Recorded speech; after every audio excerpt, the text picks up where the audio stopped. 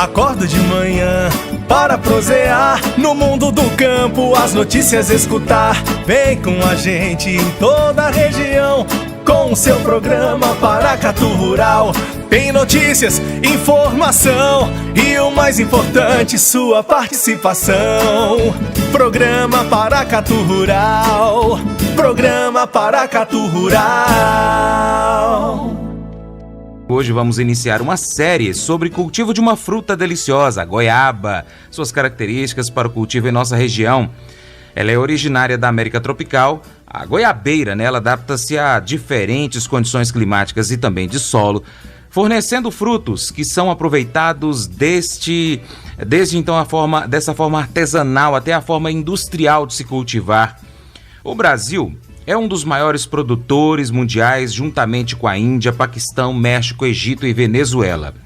Irrigando a lavoura e fazendo podas programadas, é possível colher durante todo o ano, permitindo ao produtor a comercialização dos frutos no período de entre-safra, né, onde é mais valorizado o fruto. Efetuando-se o devido controle de pragas e de doenças, é possível obter 800 frutos por planta adulta, com produtividade superior a 40 toneladas por hectare. Quem vai falar um pouco mais sobre as características dessa cultura com a gente hoje é o presidente da Cooperfruta, Cooperativa dos Fruticultores da Agricultura Familiar do Noroeste de Minas Gerais, e engenheiro agrônomo Expedito Rezende, que conta pra gente onde a goiaba é mais encontrada em nosso país.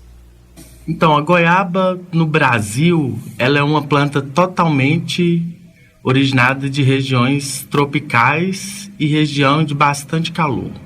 No Brasil, hoje, nós temos 2 produtores expressivos de goiaba, que é o estado de São Paulo e o estado de Pernambuco.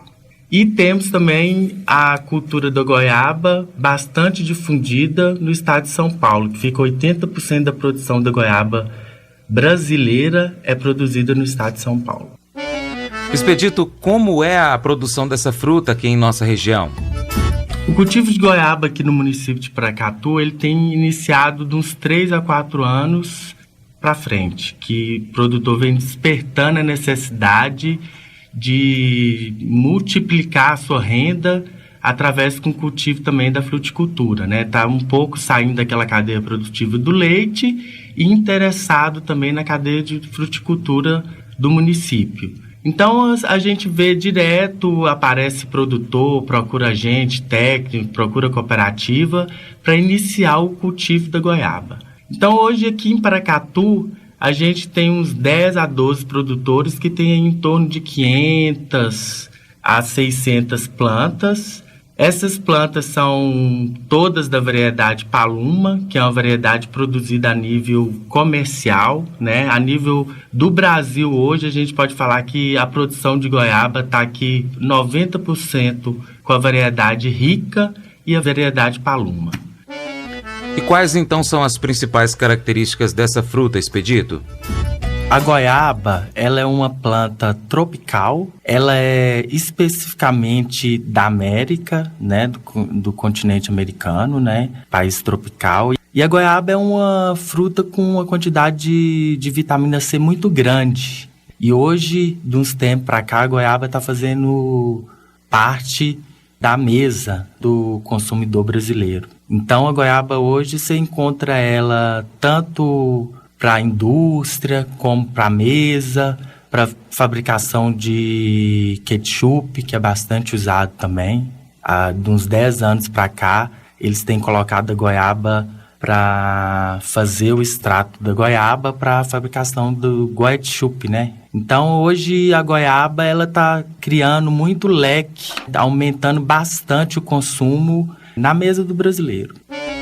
Então, o produtor que quiser investir nessa cultura pode ter muito sucesso, né, Expedito? Exatamente. A goiaba, ela tem cada vez mais conquistado o produtor, entendeu? Como uma outra forma do produtor ganhar mais dinheiro dentro do lote, né? Ou do lote, ou da propriedade, ou na fazenda.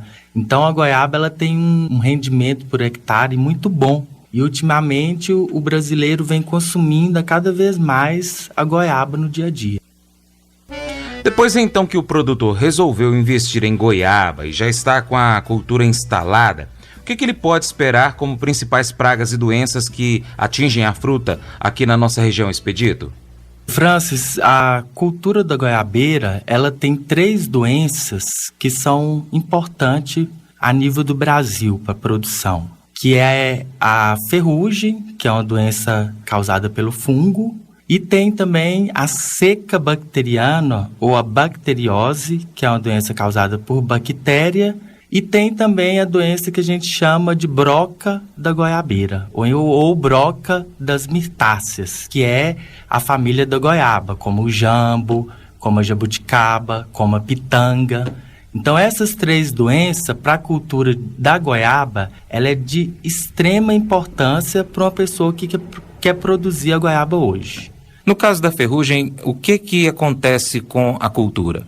Então, a ferrugem é uma doença causada por fungo e ela é disseminada através do vento, né, na maioria das vezes, e pode ser também disseminada por material mecânico, tipo pelo facão, pela ferramenta de poda, pelo trator. Então, existem umas prevenções que o produtor tem que estar atento com isso para que ele não deixe que essa doença entre na sua plantação de goiaba.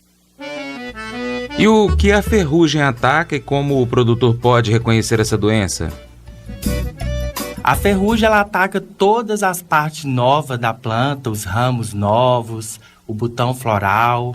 Ela ataca o fruto na sua fase inicial de vegetativa e ela forma umas manchas necrosadas de cor amarela, bem vivo, né? Dá a impressão que você jogou um açafrão na goiabeira, né?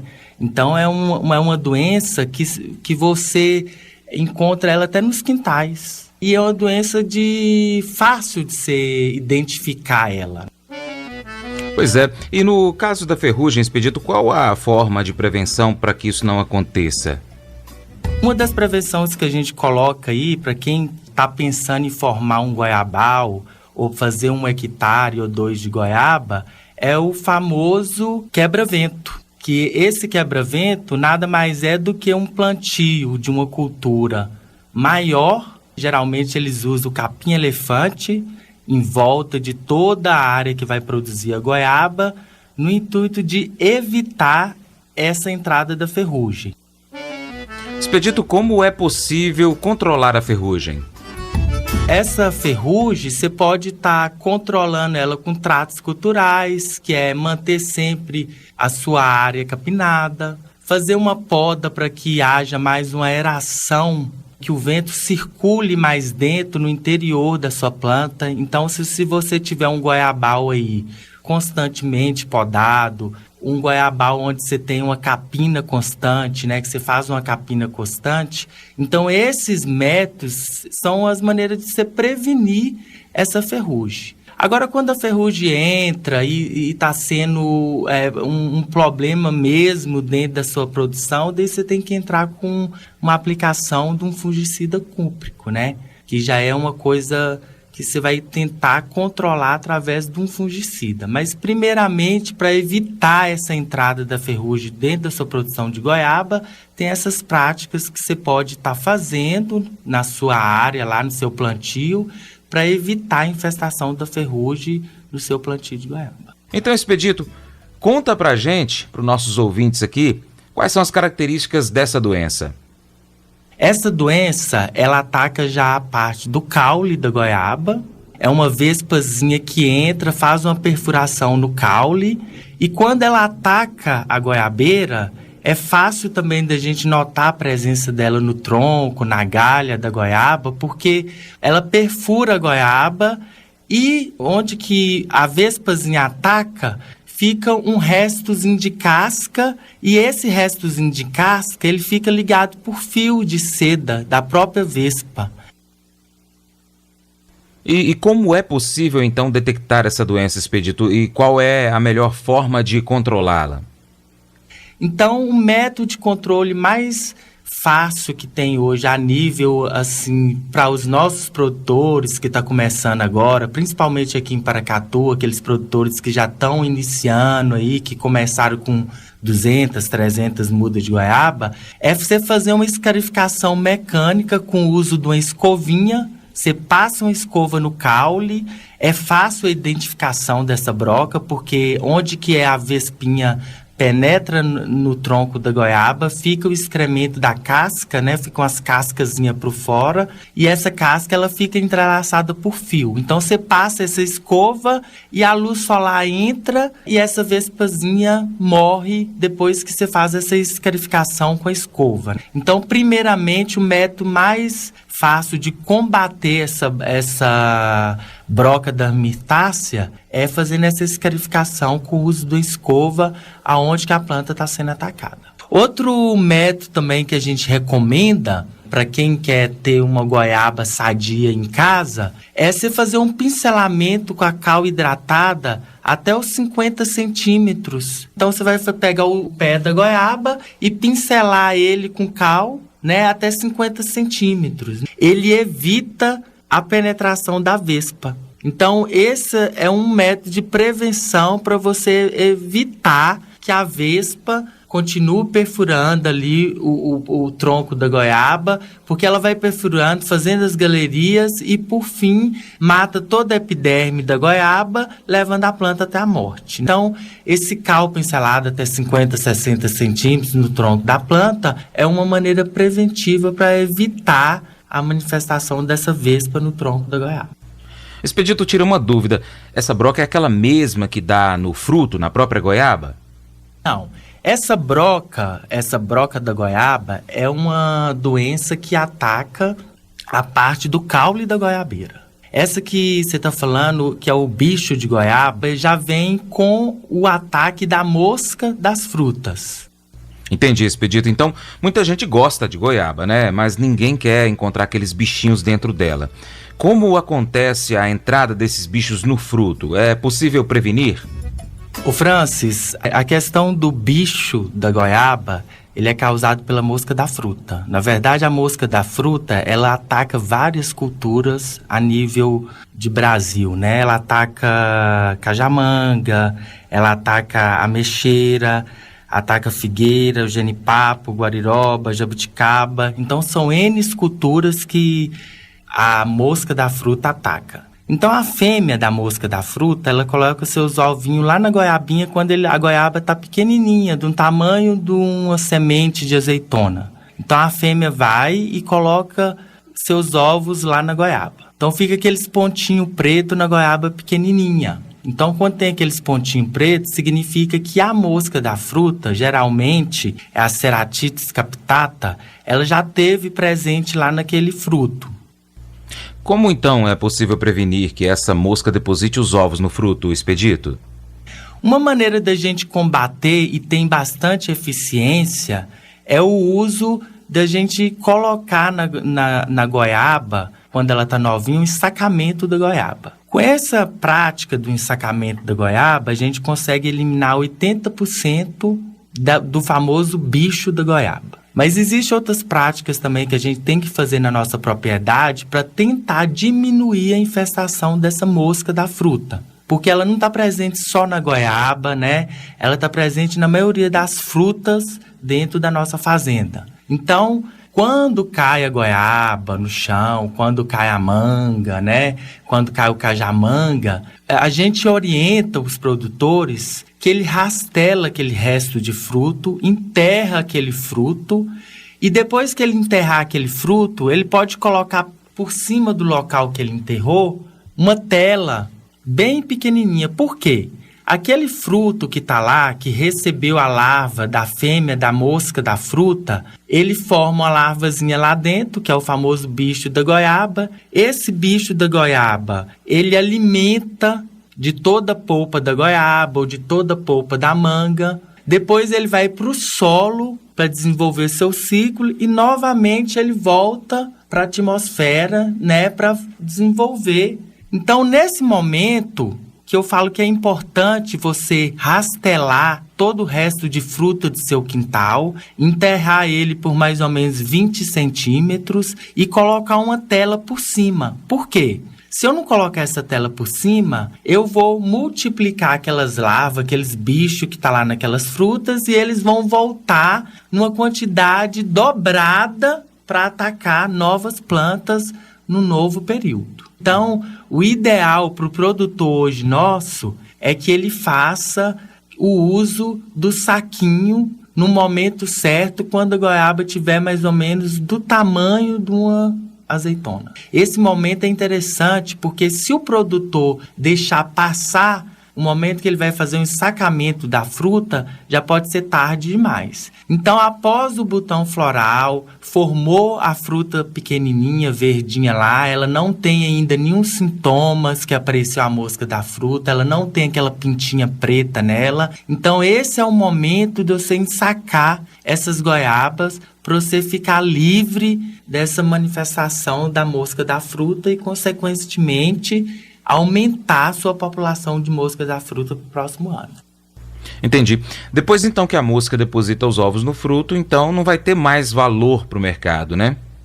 Esse fruto, ele não tem para o mercado, o mercado não tem interesse nesse fruto. Nem na questão de ir para a indústria, muito menos para a mesa. Então, esse fruto ele está comprometido. É melhor o produtor ter em um pé de goiaba umas 20 a 30 goiaba com 250 gramas, que é o tamanho ideal para o mercado nosso, do que ele ter aí 90, 80 goiaba todas comprometidas, que não vai levar a produção nenhuma, que o mercado não interessa por essa goiaba que foi atacada pela mosca da fruta. Vamos falar sobre a seca bacteriana ou bacteriose. Como o próprio nome já diz, essa doença é causada por bactéria e o Expedito explica pra gente onde ela ataca a cultura. Essa seca bacteriana, ela ataca também a parte nova de toda a parte da planta nova. É o primeiro manifesto que os brotos novos ficam com a coloração meio avermelhada. E posteriormente, essa brotação nova de avermelhado vai passar por uma coloração meio preta, né? Fica necrosado e por fim vai ficando a coloração preta. Então ela ataca tanto o botão floral como fruto pequeno. E essa doença, a seca bacteriana, ela tem uma questão que é muito interessante, que qualquer um pode perceber. Esse fruto ele fica totalmente seco e ele continua preso à planta. Então, geralmente, você pode ver, às vezes tem um fundo que tá, mas os meus frutinhos, as goiabas deram bastante, mas depois no período vegetativo da fruta começou a ficar preto. Começou a ficar preto, os botão floral começou a ficar preto, as brotações novas começaram a ficar preta. O termo técnico chama-se mumificado.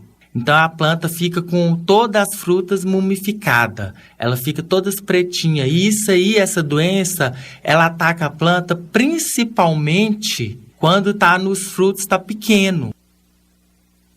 É fácil identificar essa doença, Expedito, então, né? Você consegue identificar com facilidade essa doença porque você vai ver o fruto pequeno e ainda ele não vai cair no chão, ele vai continuar na planta. Então essa é a famosa seca bacteriana ou a bacteriose. E que qual forma que é possível, então, fazer, Expedito, para poder controlar essa doença, para que ela não apareça na propriedade? Você tem que conseguir uma muda certificada de um viveiro que você sabe que tem condição de te passar uma muda com saúde. O viveiro, então, tem que estar certificado e tem que estar registrado para ele entregar para o produtor uma muda sadia. Então, a primeira condição para você evitar levar essa doença para a sua propriedade é você adquirir essas mudas de um viveiro certificado. E se a cultura já estiver doente, é possível resolver o problema e curá-la? Depois dessa doença bacteriose instalada na sua lavoura, né, no seu plantio de goiaba, as práticas para você diminuir a infestação dessa doença seria a capina, constantemente capinado. Constantemente você tem que trazer as suas plantas com a poda para que haja um fluxo de ar dentro no interior da planta. Para a cultura da goiabeira, muito importante você trazer esse plantio limpo, sempre capinado, sempre podado. Após a poda, é interessante que você faça uma desinfecção das suas plantas com a pulverização, que você pode utilizar aí a amônia quaternária, uma dosagem de 40 gramas da amônia quaternária para 20 litros de água. Aí você está fazendo a desinfecção. E todo momento que você for fazer uma poda de produção, que você for cortar um galho maior, um galho mais velho, você tem que passar a massa cúplica para fechar aquele orifício ali e a doença não chegar. É sempre realizar essas podas no período do dia onde que tiver maior intensidade de calor. Deixar para realizar essas podas aí de 10 horas da manhã até 4 horas da tarde, né? Porque é o período mais quente do dia. Essa poda sendo realizada no período mais quente do dia vai amenizar as portas abertas para a bactéria na sua planta. Expedito, existe um mês específico para se realizar essa poda ou uma quantidade anual para se fazer? Francis, vai muito do sistema de irrigação que a pessoa tem. O sistema de irrigação, no caso, para a cultura da goiaba, o mais recomendado é o sistema de irrigação por gotejamento. Porque esse sistema de irrigação por gotejamento, ele não molha as suas folhas. E isso evita a penetração de bactérias e outras doenças também na sua lavoura. Então, tipo assim, quem tem um sistema de irrigação mais eficiente, a gente consegue fazer um número de podas maior dentro do ano na sua plantação. Agora, se a pessoa molha a goiaba só em determinada época do ano, geralmente na época da seca, né? No período que a gente tem a escassez da água, então eu só tenho condição de molhar a minha plantação na época da seca. Eu não tenho condição de molhar ela durante todo o ano. Então, essas podas vão vir de acordo com o seu sistema de irrigação, de acordo com as suas adubações, de acordo com a sua condução da goiabeira. Então, eu teria que, primeiro, a gente ver essas características todas, para mim depois falar para você se são necessárias 3 podas por ano, ou 2, ou 4. Por exemplo, pode ter uma pessoa que tem na residência um pé de goiaba e está curioso, né, lá no fundo do quintal. Como é que ele vai fazer? É diferente do sistema que é utilizado na zona rural? Então, Francis, a questão é essa. Quando você tem a irrigação por gotejamento, você vai molhar só o bulbo da planta, as raízes da planta. E quando você tem a irrigação por aspersão, você já consegue molhar a parte aérea da planta. Essa irrigação por aspersão, ela pode criar um dano numa folha, ou até mesmo quando você tem uma chuva mais intensa, entendeu? Então, todo dano que você causa na folha é uma abertura, é uma porta aberta para a bactéria. Por isso que a maioria dos pesquisadores, as principais literaturas que falam a respeito da goiaba, indica a irrigação de gotejamento para o cultivo da goiaba. Né? Mesmo se tiver só uma goiabeira em casa, o mais indicado é isso. Se você tiver uma goiabeira em casa e se você quer cuidar ela ali dessa goiaba, eu sugiro para você que você faça uma irrigação através. Você use um balde, não precisa de você estar montando uma irrigação, não precisa de você estar molhando folha, entendeu? Para você ter uma produção boa de goiaba. Então, você pode fazer uma irrigação com regador mesmo, só na parte, ali na coroa da planta, né? Não precisa estar molhando essa parte aérea da planta. Vamos responder a um questionamento de um ouvinte que nos perguntou o que são aqueles buraquinhos que ficam no fruto da goiabeira, como se fosse uma perfuração. Conforme explica Expedito, isso é o gorgulho. O gorgulho já é um inseto que ataca principalmente o fruto da goiaba. No início, após o botão floral, né, quando o fruto está no início da sua vegetação, bem verdinho, as fêmeas do percevejo vêm e coloca os ovos ali. Esses ovos eclodem e forma aquele canal dentro da goiaba, aquela galeria dentro da goiaba, que é uma galeria que vai secando e necrosando toda a polpa da goiaba. Expedito, é possível evitar o gorgulho? Esse gorgulho, assim como a mosca da fruta, se evita com o ensacamento da goiaba. Por isso que o ensacamento da goiaba, hoje no cultivo da goiaba, é de extrema importância para que o produtor consiga colocar sua produção no mercado. Hoje, é difícil você ver um produtor que não executa essa prática no seu plantio. Então, é importantíssimo o ensacamento da goiaba para que o produtor consiga colocar sua produção no mercado. E uma outra pergunta de um ouvinte, Expedito, é justamente sobre o saquinho para ensacar essa goiaba. Pode ser qualquer saquinho ou tem algum específico? Francis, existe sim. Não pode ser qualquer saquinho, não. É um saquinho específico, porque esse saquinho também ele tem que ter aeração, tem que ter entrada de ar. Ele é um saquinho amanteigado, porque é um saquinho que não se dissolve com a chuva. Porque se você colocar um outro saquinho lá, vem a chuva e ele dissolve e você não consegue uma permanência dele lá na cultura. O Expedito, tem alguma forma alternativa? Algo que o produtor pode encontrar com a maior facilidade? Já vi casos de pessoas e produtores que usaram o saquinho feito com o TNT. Mas eu já vi relatos também de produtores que falam que esse saquinho de TNT, ele dissolve com a chuva, né? Então, eu aconselho que o produtor procure um técnico, procure uma instituição onde que vai achar um profissional que pode orientar ele na compra desse saquinho apropriado para o ensacamento da goiaba. Geralmente, em Minas Gerais, a Epamig fornecia esse saquinho. Mas nós não temos Epamig aqui na nossa cidade, né? Aí teria que ligar para um outro município e ver se eles ainda estão fornecendo esse saquinho aí para fazer essa prática no cultivo da goiaba. Expedito, existe a goiaba branca e a vermelha. Para o mercado existe uma preferência e a mosca da fruta também tem alguma preferência? Francis, hoje para nós aqui, principalmente para Minas Gerais, o interesse maior é do cultivo da goiaba vermelha. E a mosca da fruta, ela ataca muito a cultura da goiaba. Um dos motivos é o cheiro da goiaba quando ela está madura. Esse cheiro ele é muito atrativo para a mosca da fruta. Expedito, existe outra forma para poder controlar a mosca da fruta? Ô Francis, existe também uma isca feita com garrafa PET que é bastante usada para o controle da mosca da fruta, a Ceratides captata.